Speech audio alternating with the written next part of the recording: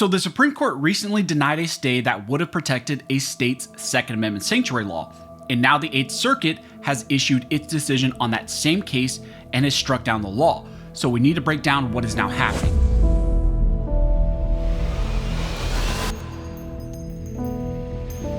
Now, really quick before we jump into this video, I want to ask you all for a huge favor. Looking at some of my analytics, about 60% of all my viewers are actually not subscribed to the channel. So if you want to support the channel for free, one of the great ways to do that is simply subscribing. And then also, if you think you're subscribed, just double check because YouTube loves to unsubscribe people. Now, as I mentioned in the intro, in this video, we're going to be talking about a decision that dropped today in a case dealing with a state's Second Amendment Preservation Act, their sanctuary law. And we've discussed this case before because recently the Supreme Court issued an emergency order essentially denying a stay which would have protected this same law. And this is the Missouri Second Amendment Preservation Act that we've broken down and discussed before. Now, after that denial order from the Supreme Court, the case was then sent back down to the 8th Circuit, who just issued their decision on this case today.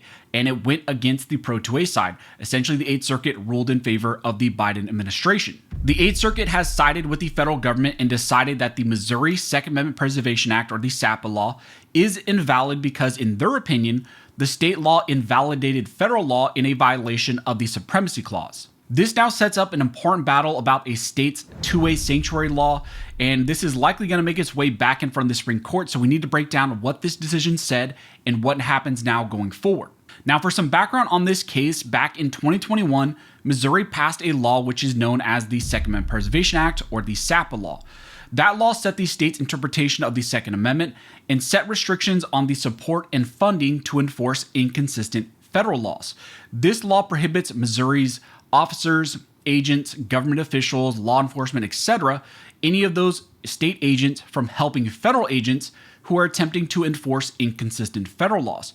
This Missouri law also created a civil private remedy where anyone, a private individual, could sue a Missouri officer or agent, and essentially if that officer or agent helped to enforce a federal law that violated the Second Amendment. Now, of course, in response to that, the federal government didn't like it, so they sued the state of Missouri. Now, this Missouri law is similar in nature to the Texas abortion law, SB 8, and a recent Supreme Court decision in a case called Whole Women's Health, which was cited multiple times in this case and also in the 8th Circuit's recent decision.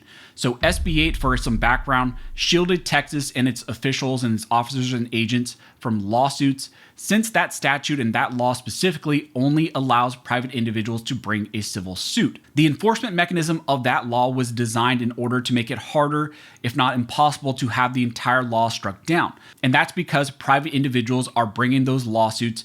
They're bringing lawsuits against officers or agents, and there is no real enforcement mechanism from the state government or its officers or agents themselves.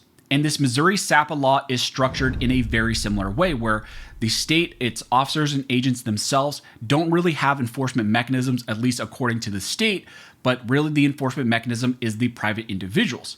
Now, in this Missouri case, the District Court on review ruled in favor of the Biden administration, striking down the Missouri Preservation Act in its entirety. Now, of course, in response to that, Missouri then appealed up to the 8th Circuit.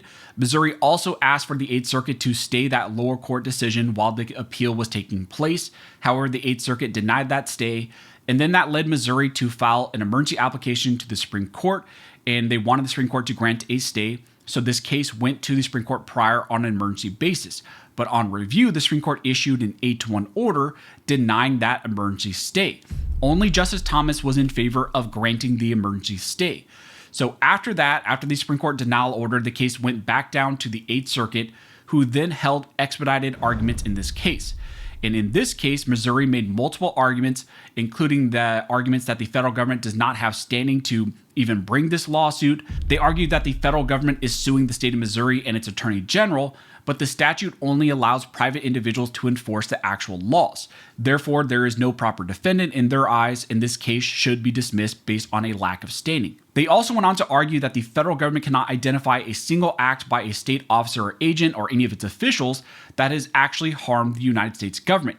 That also goes to the whole standing concept, and they argue that the federal government cannot show that they actually suffered an injury. Well, now we have the decision from the 8th Circuit, and the 8th Circuit 3-judge panel ruled in favor of the Biden administration. Now, in this decision, the 8th Circuit focuses a lot on whether or not the federal government actually has standing to sue Missouri over the SAPA law.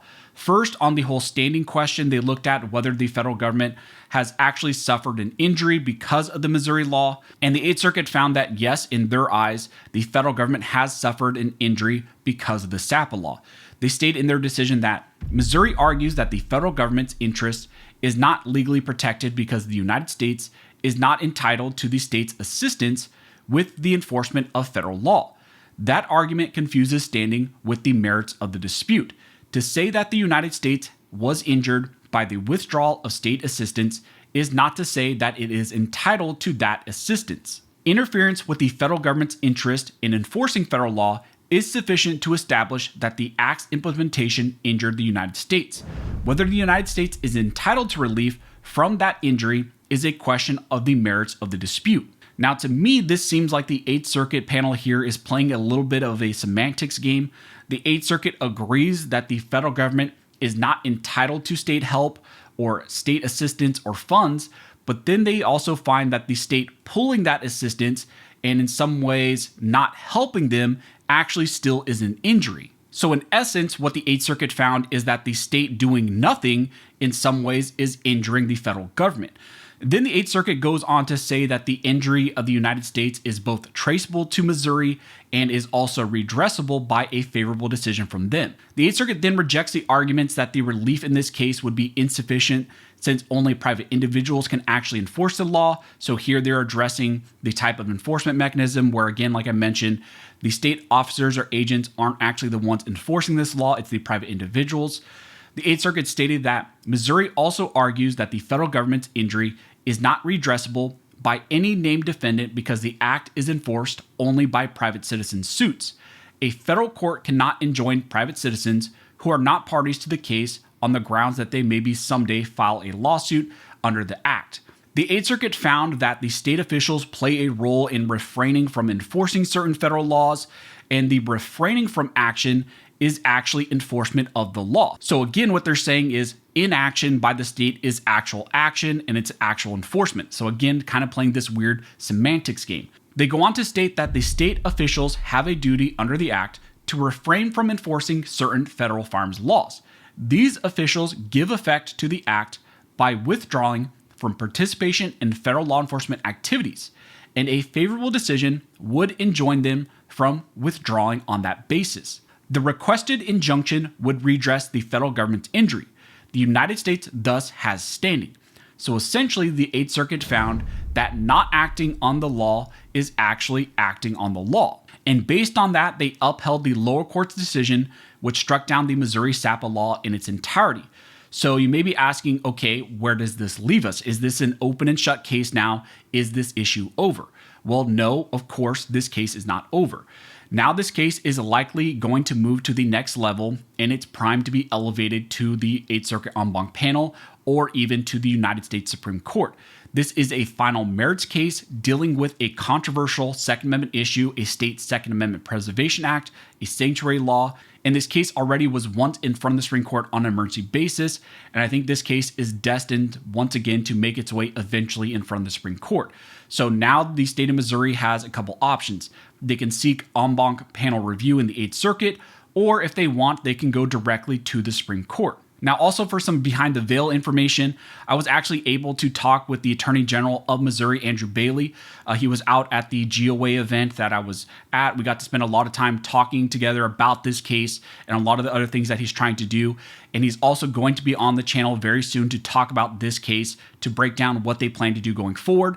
So again, that's going to be coming, that he's going to be talking about, and we're going to have an interview talking about this case and what they plan to do. So keep an eye out for that. And then also, if you have any specific questions for the Attorney General, Mr. Andrew Bailey, write those down in the comment section because I could pull some of those. If you guys have good questions that you want to ask to him, I can ask those to him, and you guys can kind of engage in that conversation as well. So if you guys have any questions, go ahead and comment down below, and I will try to answer to the best of my ability.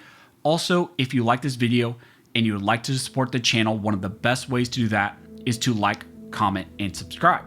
All those things help to fuel the algorithm, and it signals to YouTube that you guys see value in these videos and in this type of two-way news. But as always, thank you all for watching. Don't forget to like and subscribe, and never forget this nation was built by armed scholars, and this nation will be maintained by armed scholars.